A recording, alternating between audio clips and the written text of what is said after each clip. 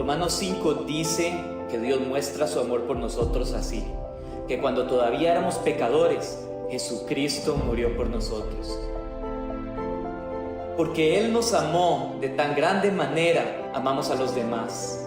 Esa es su iglesia, donde somos edificados y consolados, incorporados y restaurados, discipulados y enviados. Y aquí es donde inicia, porque en todo lugar donde vayamos, toda persona debe conocer las buenas nuevas. Por eso predicamos en todo tiempo, agradecidos con su fidelidad. Le buscamos porque lo necesitamos, en comunión con su palabra en obediencia, mostrando ese amor que recibimos. Ahora, enviamos por los perdidos. Esta es la vida eterna, que te conozcan a ti, el único Dios verdadero.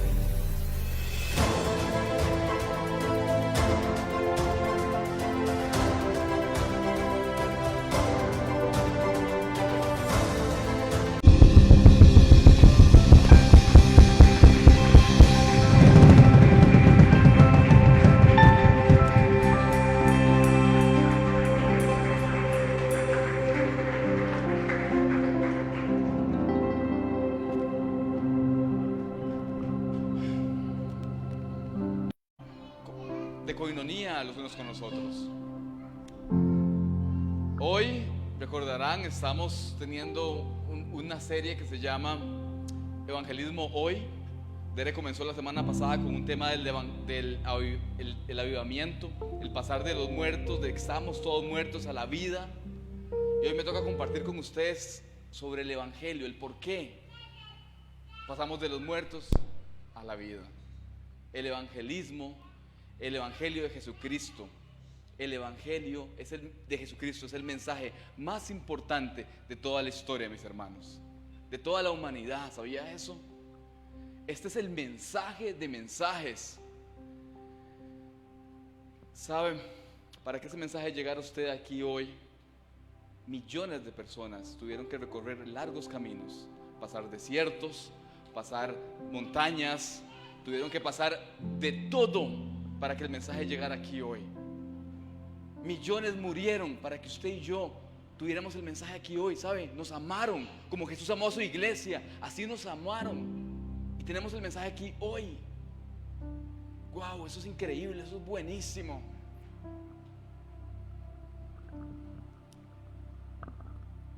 ¿Sabía? El holocausto más grande, más largo, más cruel, más perverso en la humanidad ha sido a los creyentes en Jesucristo, en Jesús el Nazareno.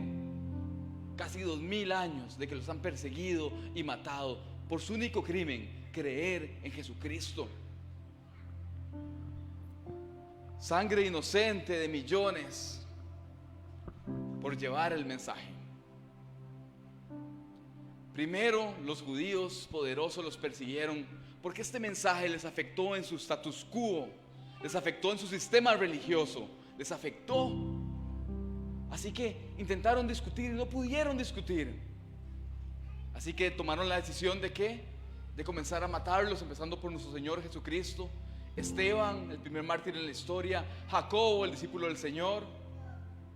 Después los pueblos paganos entre Israel y Roma comenzaron a perseguir a los cristianos. Después viene uno de los enemigos más grandes, el Imperio Romano. El año 64, Nerón comienza a perseguir a los cristianos, los acusa de crímenes que él mismo cometió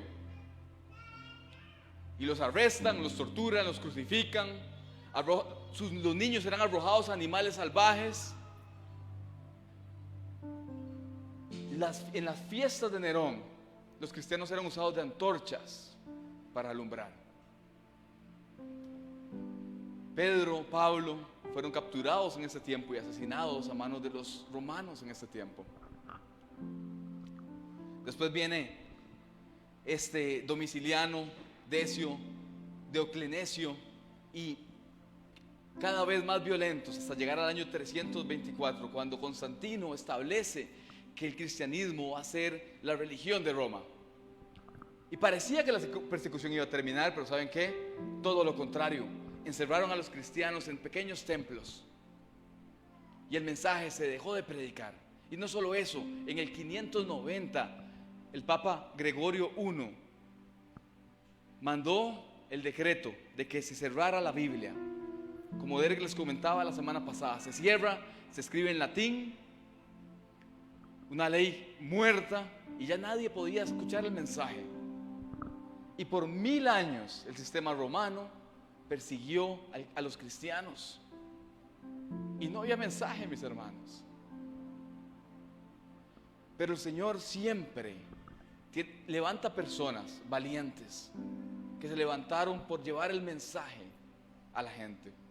Pedro Baldo, francés, adinerado, sintió el llamado del Señor, consiguió una Biblia para traducirla al francés y se dio cuenta que lo que ellos predicaban no se comparaba con lo que decía la palabra del Señor. Así que vendió todo lo que tenía y comenzó a predicar del Señor. Fue excomulgado. John Wycliffe, Derek predicaba la semana pasada de él, comenzó a traducir la Biblia en inglés. ¿Y saben qué? No les gustó eso, así que lo excomulgaron y lo mandaron a matar, y muere antes de que lo mataran. Así que no les bastó eso, agarraron sus huesos y los quemaron. Jan Hus, decano de la Universidad de Praga, seguidor de Wycliffe, sigue con el mensaje de Wycliffe. ¿Y saben qué? Lo agarraron y lo quemaron, y sus seguidores siguieron predicando el mensaje del Señor por una década más. Savonarola, no sé si lo ha escuchado, tal vez este es un poquito menos conocido, italiano. La historia cuenta que cuando Savonarola llegaba a predicar a algún lugar, el pueblo que seguía escuchaba el llanto de ese lugar, ese llanto de arrepentimiento, porque Savonarola llevaba el mensaje de arrepentimiento en Jesucristo. Tanto fue así que Alejandro VI, el Papa, le dijo: ¿saben qué? ¿Sabes qué? No quiero que prediques más. Y si dejas de predicar, te hago un cardenal de la iglesia. Y él le dijo que no. ¿Saben qué hicieron? Lo mataron, lo quemaron. Solo la Iglesia Católica registra más de 70 millones de cristianos asesinados en el tiempo de la Inquisición. 70 millones de cristianos asesinados para que usted y yo tuviéramos el mensaje. Y son muchos más. Eso solo fue un periodo de la historia. Después viene la Reforma y este hombre, el Martín Lutero, escriben sus tesis y los pegan en la iglesia. ¿Sabes? En Wittenberg, no está nuestro profe de alemán aquí, Vane, y las pega sus 95 tesis, hablando de, ¿sabes qué? De cómo lo que él leyó en la Biblia no se comparaba a lo que los religiosos predicaban en ese tiempo. ¿Saben qué? Comenzó una persecución enorme en Europa, al punto que éxodos enormes de cristianos huyendo a un lugar donde podían adorar a Dios comienza. Y así los cristianos salen de Inglaterra y llegan a Estados Unidos, a tierra de nadie en ese momento. Después vienen de los peores enemigos del cristianismo, los comunistas. Desde Rusia se expandieron por el mundo. Le doy un dato curioso: hoy en día, de cada 12 cristianos en Latinoamérica, uno es perseguido por comunistas. Hoy, aquí a la par de nosotros. La persecución en los países del Medio Oriente, en China. No sé si Esteban, un amigo mío, venía hoy. Cuando estuvimos en China intentamos predicar, y ¿saben qué? Nuestro mismo traductor nos decía: no prediquen porque hay cámaras acá, y si te agarran predicando te arrestan. Y así en África, y así en todo el mundo. Y esa es la historia de los cristianos. Jesús lo dijo,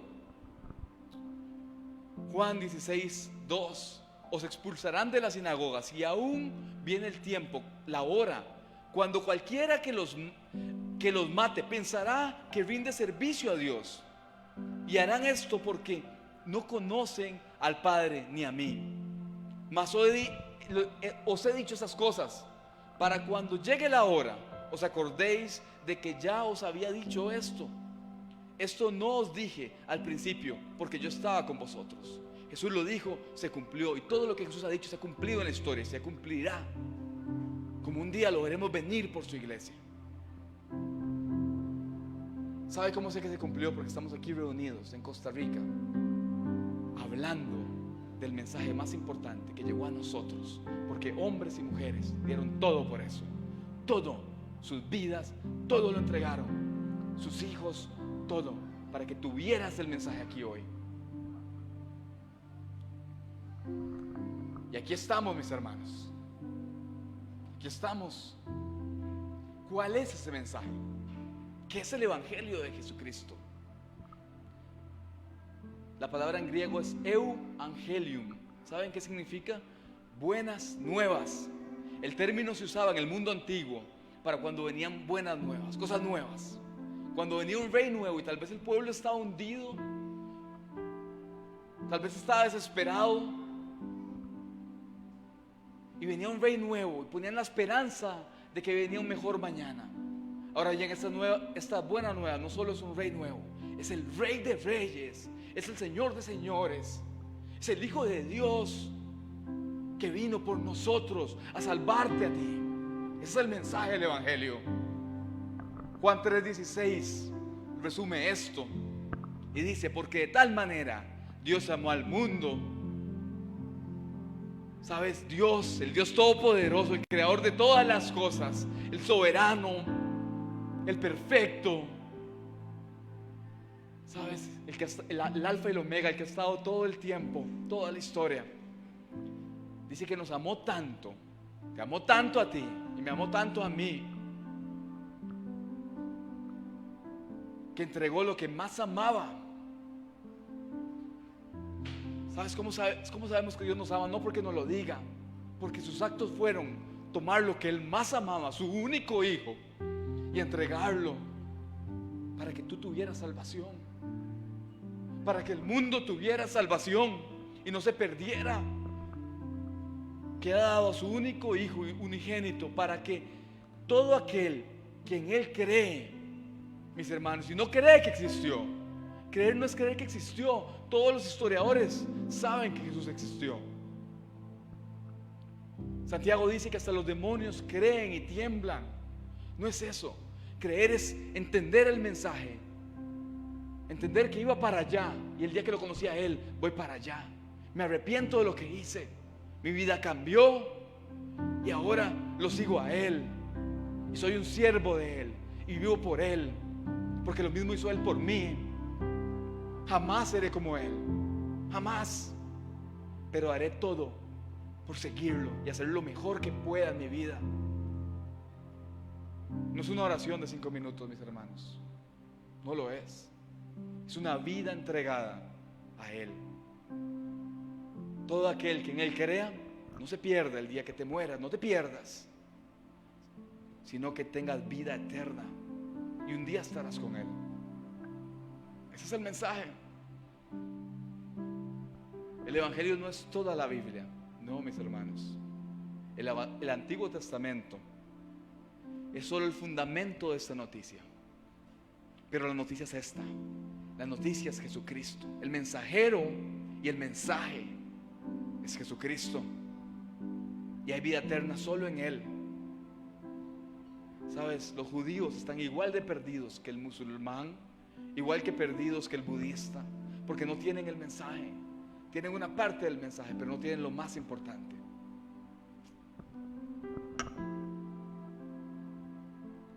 Recuerda que la serie pasada hablamos de Saulo de Tarso, ¿se acuerda de eso? Saulo, aquel hombre que dejó todo por el Señor, que tenía todo, tenía posición, era un hombre estudiado. Saulo de Tarso, en Cilicia, el lugar donde habían las mejores universidades comparadas con la de Atenas y Alejandría. De ahí venía Saulo. Era uno de los 6,000 fariseos escogidos, élite, y llegaría a ser algún día uno de los 70 del Sanedrín, los más importantes. Adinerado, tenía posición, tenía todo. Era un judío piadoso, cumplía la ley a la perfección, pero se encuentra un día con Jesús y él perseguía a los cristianos porque tenía el mensaje, parte del mensaje, como cualquier judío. Y cuando iba camino a Damasco, el Señor le habla, lo bota al suelo y él recibe el mensaje del Señor, y su vida cambió totalmente y pasó de ser asesino de cristianos a ser mensajero de vida. Saulo se llama después al mismo Pablo, que significa hombre pequeño y humilde. Y hoy lo quiero llevar a través de la vida de Pablo a que conozcamos cómo es la mente y cómo son las acciones de un evangelista. Escuche bien, todos somos llamados a llevar el evangelio, todos, no hay uno aquí. Si usted es nuevo y nunca ha escuchado el mensaje, eres llamado a llevar este mensaje que recibiste hoy. Todos, no importa cuánto tiempo tengas en el Señor. El Señor le dio este mensaje en aquel monte en Galilea a todos sus discípulos, a todos los que estaban ahí, no solo a los 12 cercanos, 11 en ese momento, no, a todos, porque como cristiano es tu responsabilidad. Primero la mente. ¿Cómo es la mente de un evangelista? 1 Corintios 1:23. Pero nosotros predicamos a Cristo crucificado. Para los judíos primeramente es tropiezo. Para los judíos ciertamente es tropiezo, y para los gentiles locura.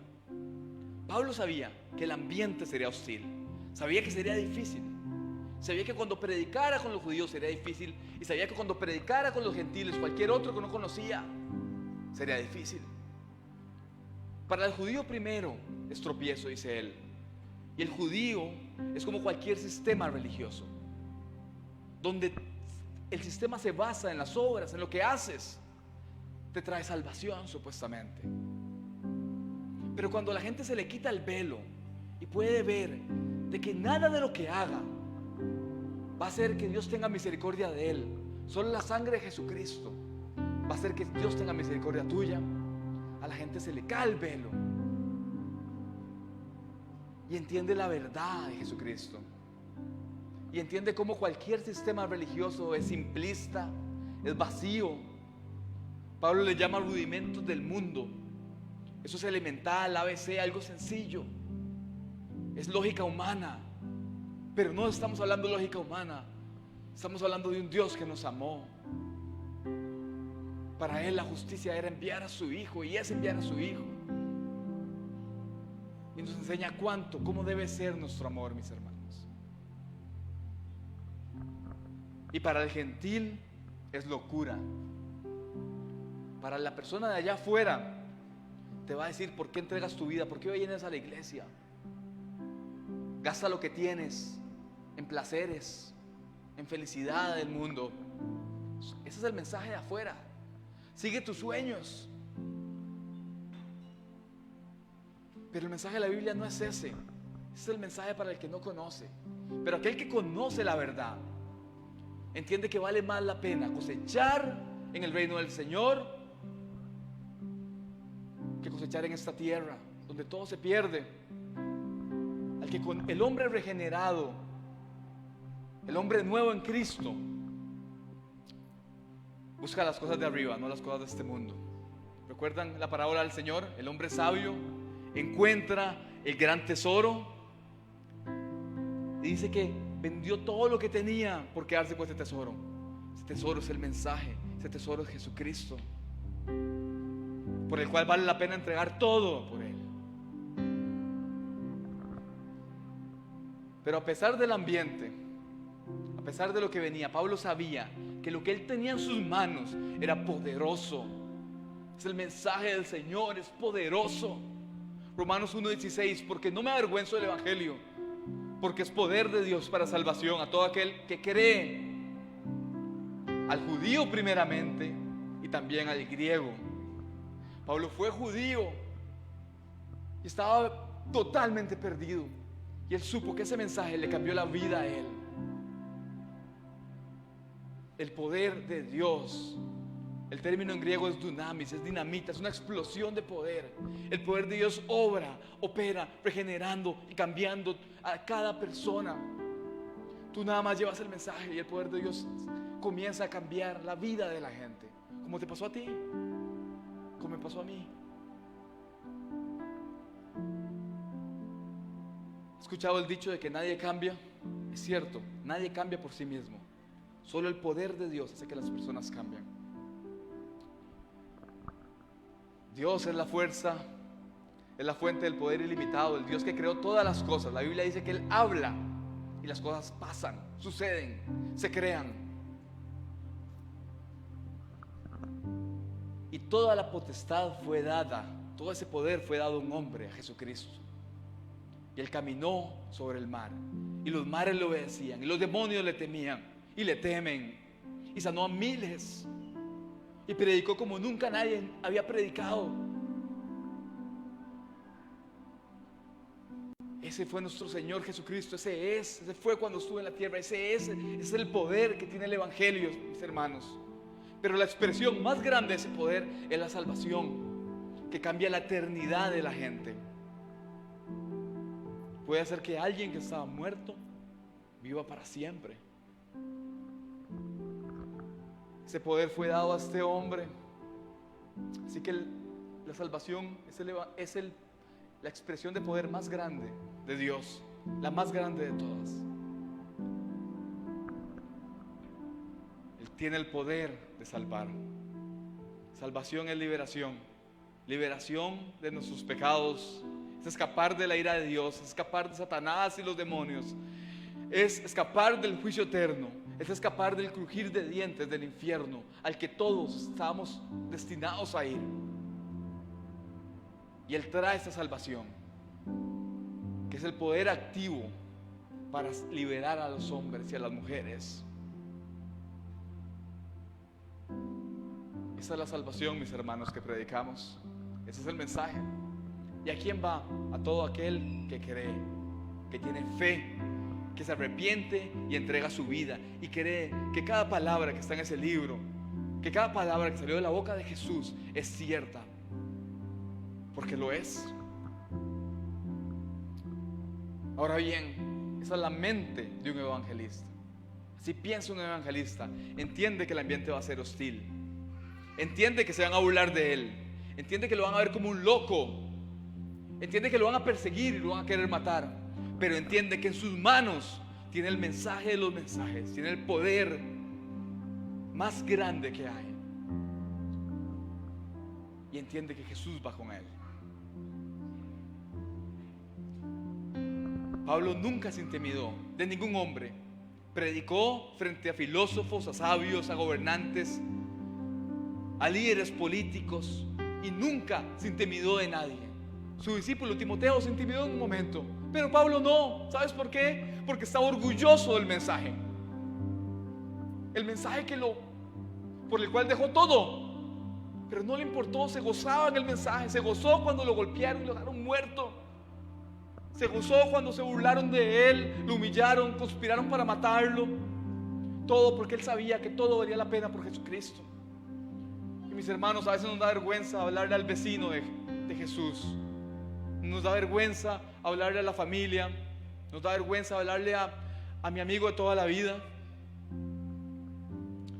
Yo no imagino a la abuela de ninguno de ustedes esperando a que usted diga Jesús para agarrar la piedra y tirársela. No me imagino eso.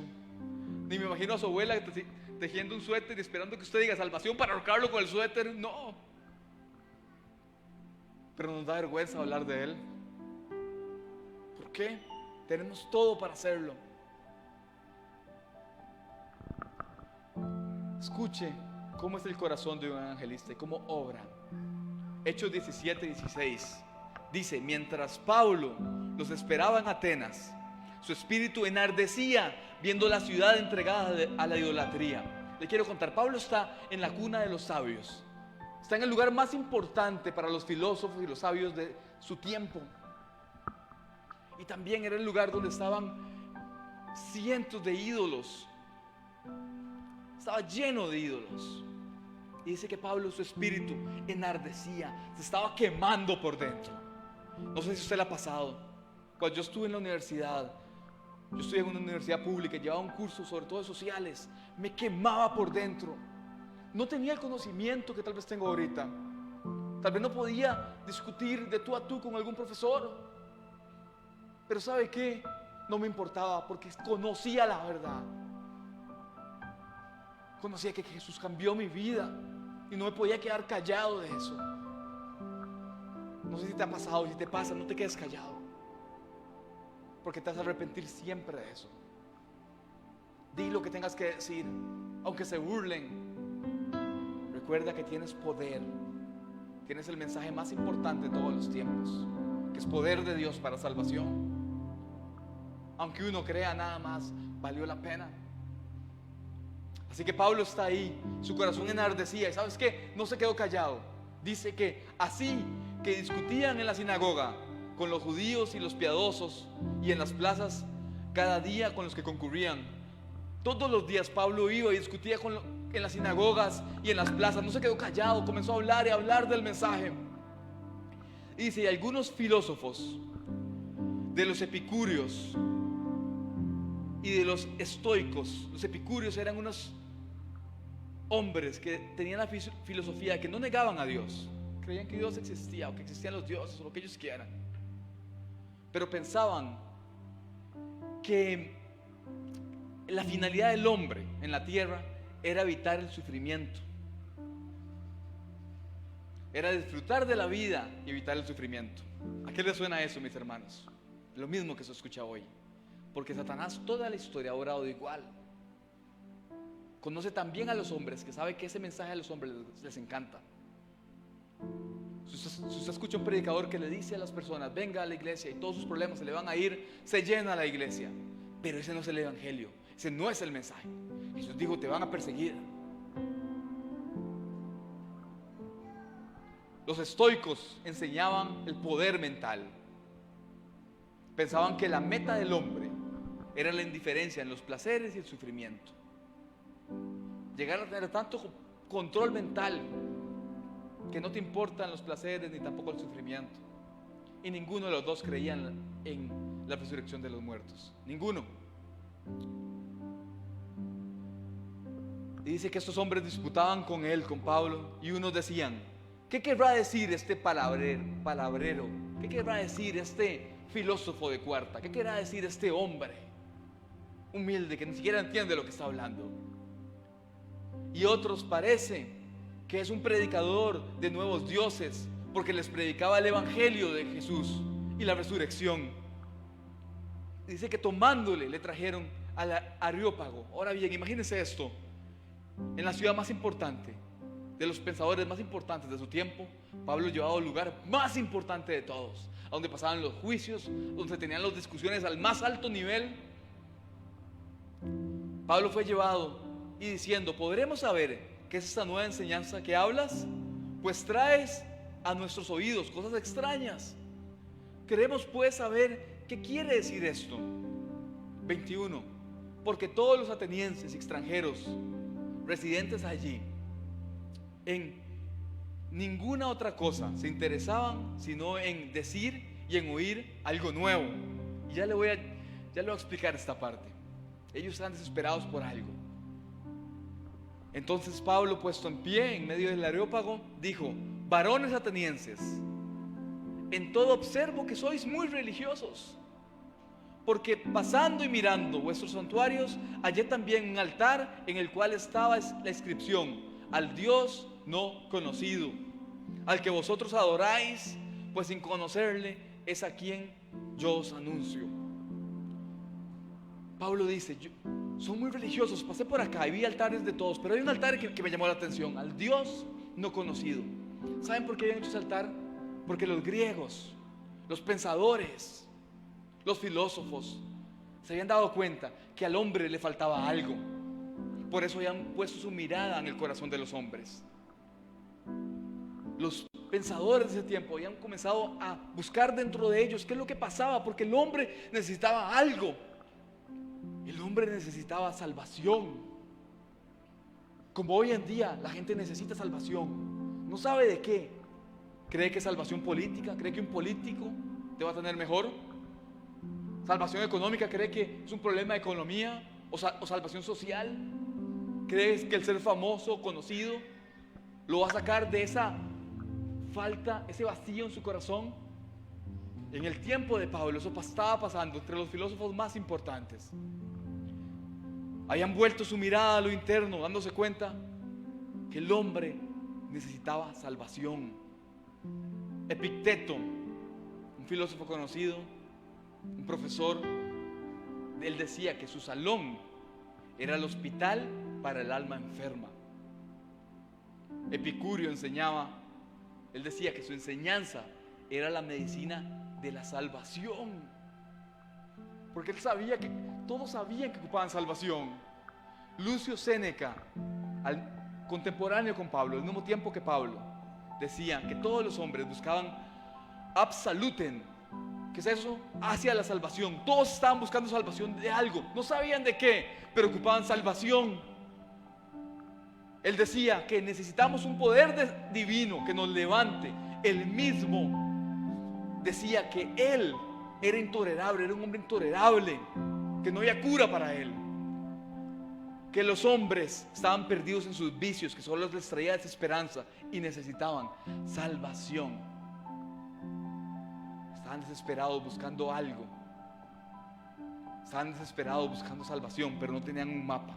Pero ¿saben qué? Tenían a un hombre en ese momento, a Pablo, mensajero de vida, ahí con ellos, y les iba a hablar de la salvación. Qué oportunidad la de Pablo, mis hermanos. Así que Pablo les dice, el 24, el Dios que hizo el mundo y todas las cosas en él, siendo Dios del cielo y de la tierra, no habita en templos hechos por manos humanas. Él dice, el Dios que yo creo no cabe en estos templos, no cabe en ningún templo, porque es mucho más allá que eso. Ni es honrado por manos de hombres, como si necesitase algo de nosotros. Dios no necesita nada de nosotros. Aquí puede estar lleno o puede haber nadie, que Dios sigue siendo Dios, que eso no le quita poder a nuestro Dios. No como los dioses del mundo, que eran construidos por hombres, mentalidad de hombres, que si no lo limpiaban se caían, se destruían. Pues no, pues Él es quien da vida y aliento y todas las cosas, y de una sangre ha hecho el linaje de todos los hombres. Y aquí le está dando una clase de ciencia a estos hombres. Hasta hoy en día, la teoría más probada de la creación es la evolutiva, donde todos venimos de un solo linaje. Pues los griegos pensaban que ellos no, que ellos eran especiales, descendientes de dioses, como los judíos pensaban que ellos eran especiales.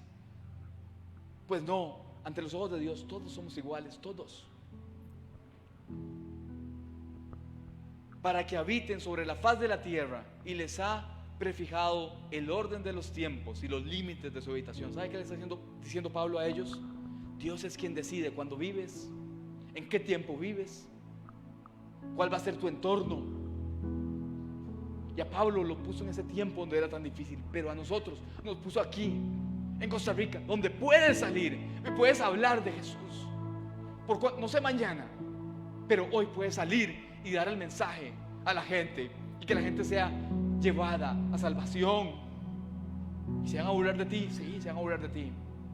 ¿Te van a atacar? Sí. ¿Te van a perseguir? Sí. Pero es nuestra responsabilidad, mis hermanos, ser linaje de Dios. Así dice la Biblia que somos, linaje de Dios, pueblo escogido. No se trata de oro, como Pablo les dice más adelante. No se trata de tener oro, ni plata, ni cosas materiales. Se trata de una responsabilidad. Somos mensajeros del Señor. Somos aquellos que Dios escogió. ¿Por qué nos escogió? No lo sé.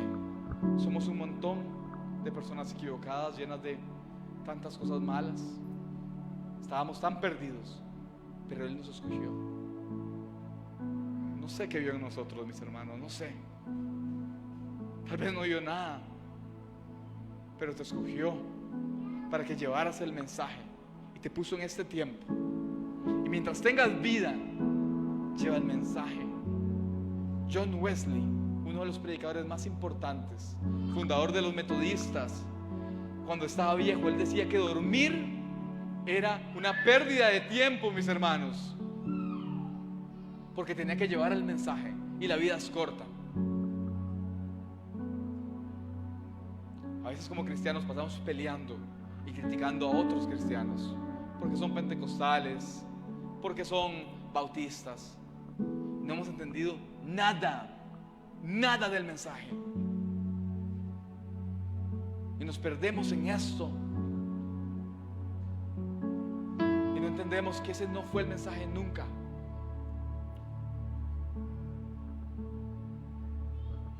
27, para que busquen a Dios, si en alguna manera, palpando, pueden hallarle, aunque ciertamente no está lejos de cada uno de nosotros. Y después dice, y Pablo aquí cita a los filósofos de su tiempo, a Arato y otros, y dice, porque en él vivimos y nos movemos y somos, como algunos de vuestros propios profetas también han dicho, porque el linaje suyo somos. ¿Sabes qué está diciendo Pablo? Eso es una lección para nosotros, mis hermanos. A veces somos cristianos que no escuchamos a la gente, no escuchamos a los que tenemos que darles el mensaje. Predicamos y solo hablamos nosotros, pero no nos sentamos a ver cómo está la persona a la que les estoy predicando. Pablo, antes de ir ahí, estudió la filosofía de estos hombres y citó a sus filósofos, porque el evangelio es personal, mis hermanos, es uno a uno. No te dejes convencer por las mentiras del mundo que puedo predicar desde redes sociales. Está bien, eso lo estamos transmitiendo en redes sociales, pero el mensaje se da uno a uno, se conoce a la persona. Cuando vayas a predicar, procura conocer a la persona, procura saber a quién le estás hablando, porque así Jesús te conoce a ti. Así te conoció cuando viniste a Él. Conoció lo más profundo de tu corazón, tus miedos, tus temores, tus emociones, tus pecados. Conoció todo de ti y de mí, y nos llamó por tu nombre, dice la Biblia. Por tu nombre te llamó. Así como a Pedro, el Señor vio a Pedro en la orilla del mar y vio que era un hombre ambicioso por la pesca, y le dijo: Pedro, te haré pescador de hombres. Y Pedro dejó todo y se vino con el Señor. Y a Pablo, él sabía que Pablo estaba lleno de orgullo, así que lo vio a Pablo camino a Damasco y sabía que no había forma de que Pablo viniera si no era tirándolo al piso y dejándolo ciego. Y así lo hizo, y Pablo se volteó al Señor. Mateo era un publicano, un recaudador de impuestos, un traidor, similar a un político corrupto para nosotros. El Señor le demostró que hasta para un político corrupto había lugar en el reino de Dios. ¿Sabes qué hizo? Dejó su mesa de impuestos y se fue con el Señor. Así es nuestro Señor, así nos conoce personalmente. Cuando vayas, procura conocer a las personas, conocer con quién vas a hablar. Escúchalo y pídele al Señor que te revele una palabra para darle, una palabra que esté en la palabra del Señor. Ámalo. Seamos personas que llevan el evangelio, no impuesto, sino que sea un evangelio de amor como Jesús lo hizo.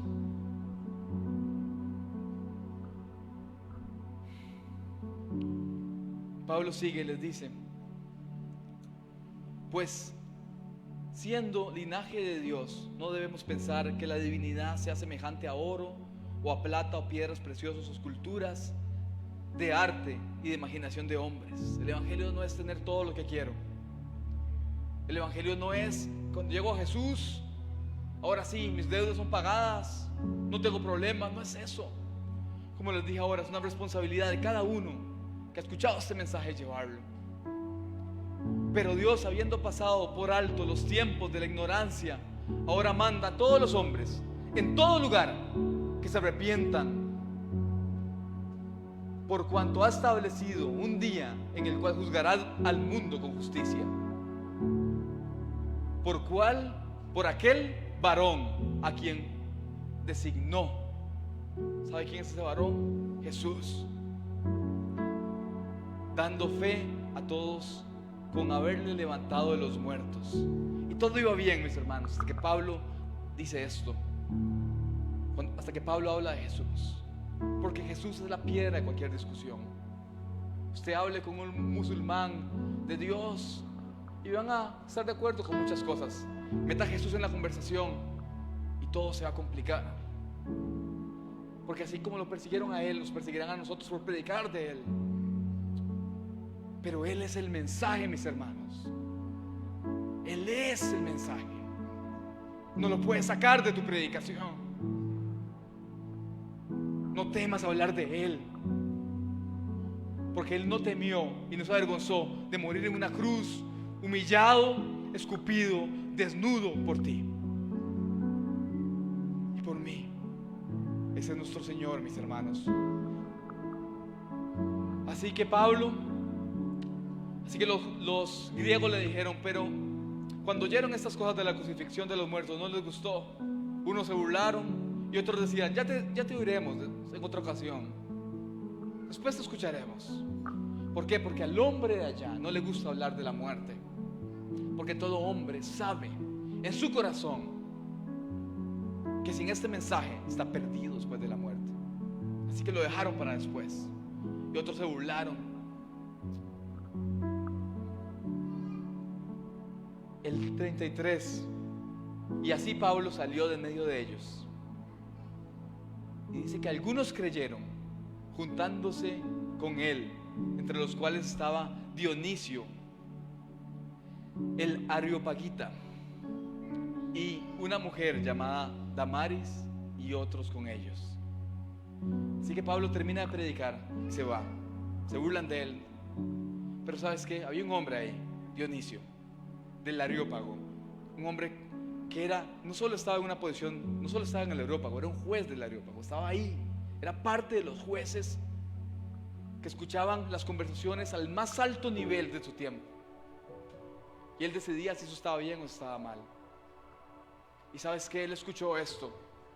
Y así como Pablo un día dejó todo, y así como Pedro dejó las redes, y así como Mateo dejó su mesa de impuestos, él se levanta de su silla de juez, de su lugar preeminente entre los hombres, y se va detrás de este predicador pobre y humilde.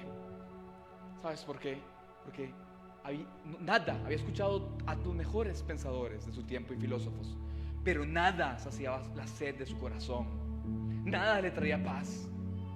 Cuando escuchó a este hombre, se bajó y dejó todo por él, porque este mensaje de Jesucristo es poder de salvación a cualquiera que lo escucha. Y para él fue poder de salvación, y su vida cambió. Y ¿sabes qué? Este hombre fue el primer obispo, pastor en Atenas. Fue contemporáneo con Timoteo, fue discípulo de Pablo. Pero le cuento algo más, y con eso termino. En la Edad Media, en el tiempo más oscuro que les conté ahora, en el tiempo cuando la Biblia, el mensaje, fue secuestrado, en ese tiempo los hombres encontraron las cartas de Dionisio a las iglesias, las cartas que él escribió, y no son la Biblia, pero saben que fue un oasis para esos hombres que estaban perdidos y no tenían la Biblia. Fue un oasis en sus vidas, porque el mensaje del Señor es salvación para cualquiera que lo escuche, mis hermanos, y es poder de Dios. Nunca tengas miedo de tirar la semilla, nunca, porque tal vez no verás la cosecha, pero otro lo verá, porque la palabra de Dios nunca va vacía, mis hermanos. A alguien tocará lo que dices, a alguien. Todos somos evangelistas y mensajeros del Señor. Vamos a orar, ¿está bien? Gracias a todos los que están en la transmisión. Ora en sus casas, pero este mensaje es para los que están acá en la casa.